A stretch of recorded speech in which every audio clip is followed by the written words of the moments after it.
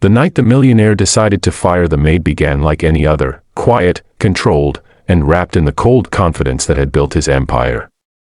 Adrian Wolfe sat alone in his glass-walled penthouse office overlooking the city, the lights below blinking like obedient stars. At 42, he had everything money could buy: influence, power, respect, and silence. Especially silence. That was why he hated disruption, and tonight, the disruption had a name: Elena, the maid. For weeks, he had sensed something was off. Small things. Doors left unlocked. Lights turned on in rooms no one used. His security reports showed movement in the house long after midnight.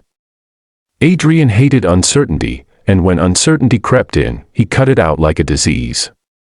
He picked up his phone, intending to end her employment with a single call. No explanations. No emotions. Just business. The line rang once. Twice. Then a small, trembling voice answered, "Hello." Adrian froze. This was not the voice he expected. It wasn't Elena's soft, respectful tone. It was a child's voice, thin, nervous, but trying to sound brave. Adrian frowned. "Who is this?" he asked sharply. There was a pause, then the boy said, "My name is Lucas, sir. I'm Elena's son." Adrian's grip tightened. "Put your mother on the phone," he said, irritation rising. Another pause, longer this time. "She can't come right now," the boy replied. She's helping someone." Adrian scoffed. "At this hour?" "Listen, kid, tell your mother she's fired. She knows what she did." Silence followed, broken only by the faint sound of breathing. Then Lucas spoke again, his voice shaking but determined. "Please don't fire her, sir. She didn't do anything wrong. She was trying to save someone." Adrian leaned back, annoyed. "Save someone," he repeated. "From what?" "Dust on the shelves." The boy inhaled deeply, as if preparing himself for something far bigger than his age. "From you," Lucas said quietly.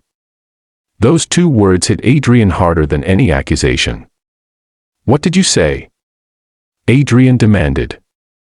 Lucas's voice grew steadier, as if the truth itself was giving him strength.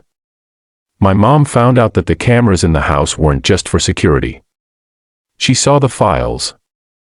She saw what was happening to the little girl in the East Wing." Adrian's heart skipped. No one was supposed to know about that wing. No one except him. "You're lying," Adrian said coldly. "You don't know anything." "I do," Lucas replied. "Because I was there." Adrian stood up. "Where is your mother right now?" he asked slowly. "She's with your daughter," Lucas said. The word echoed through the room. Daughter. Adrian hadn't spoken that word out loud in years.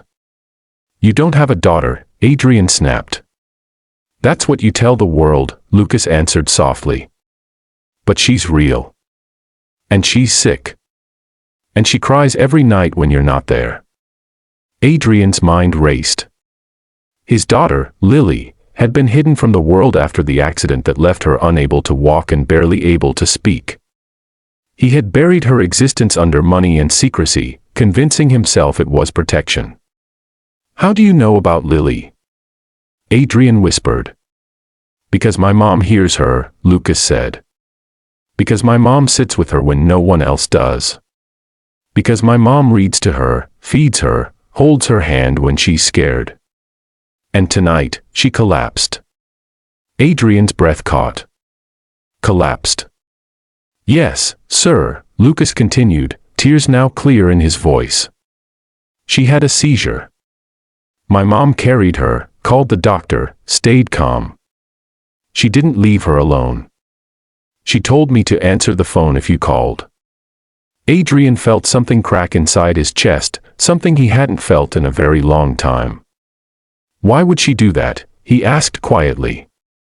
"Why would she care?" Lucas sniffed. Because my mom lost my sister when we were younger. She said no child should feel abandoned. Not even a rich man's secret. The city lights blurred as Adrian sank back into his chair. All this time, he had watched his daughter through screens, believing distance was safer than love. And the woman he was about to fire had been doing what he never had the courage to do, be present. Is Lily okay now? Adrian asked. She's sleeping, Lucas said. She stopped shaking when my mom started singing to her. Adrian closed his eyes. Singing. He used to sing to Lily when she was a baby. He hadn't done that since the accident. Sir, Lucas added hesitantly, my mom said if you fire her, she'll understand. She just wanted Lily to know someone loved her. The phone trembled in Adrian's hand. In that moment, all the contracts, all the money, all the power meant nothing. Tell your mother, Adrian said, his voice thick, that she's not fired. Lucas gasped softly. Really?